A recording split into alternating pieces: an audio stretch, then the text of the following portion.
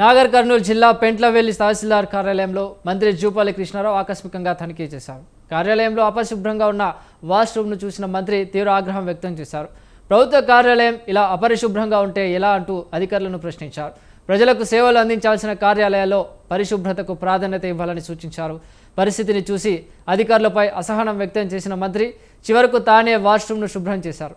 మంత్రి స్వయంగా వాష్రూమ్ను శుభ్రం చేయడం అక్కడున్న వారిని ఆశ్చర్యానికి గురిచేసింది. ప్రభుత్వ కార్యాలయాల నిర్వహణ, పరిశుభ్రత విషయంలో అధికారులు నిర్లక్ష్యం వహించకూడదని మంత్రి స్పష్టం చేశారు.